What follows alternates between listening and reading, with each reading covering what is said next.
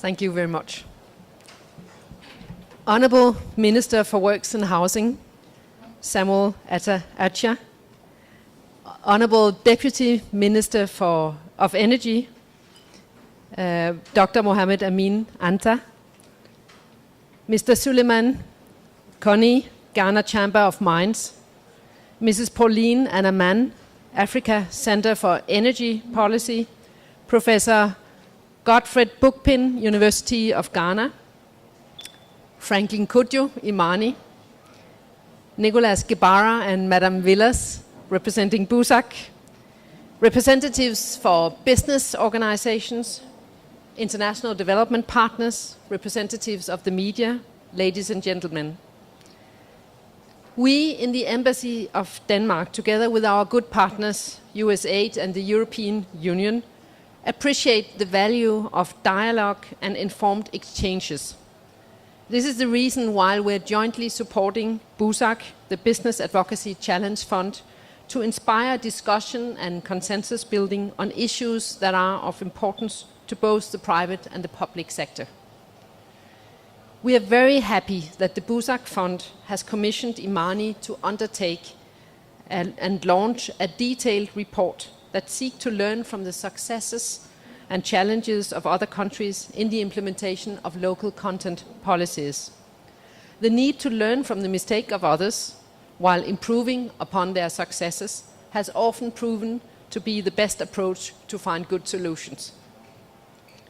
I think we can all acknowledge that local content policies are pertinent in ensuring alignment between the structures of a country's economy, its productive sectors, and the country's need for wealth creation and employment generation.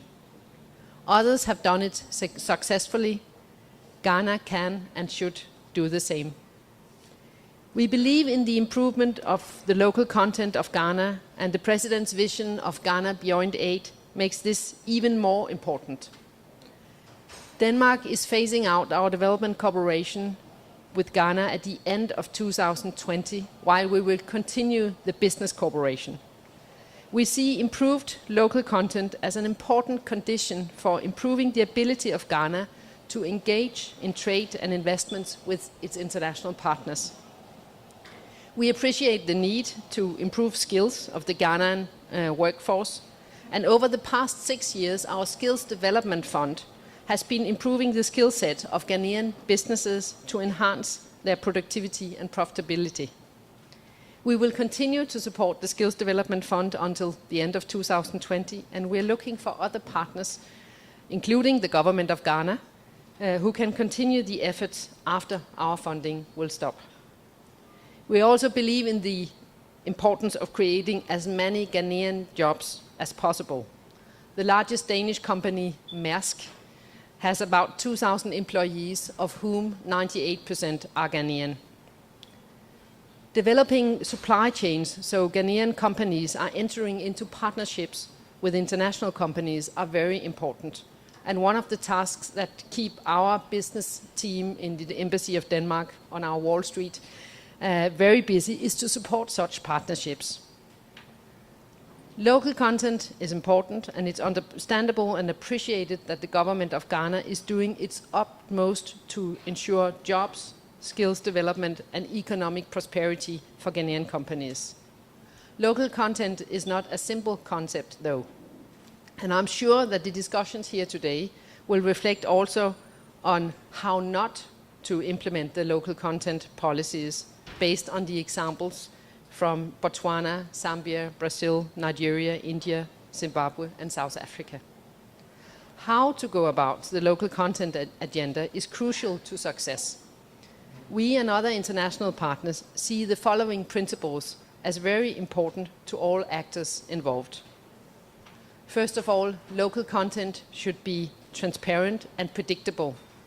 It should be a policy that is unambiguous, easy to understand and easy to interpret.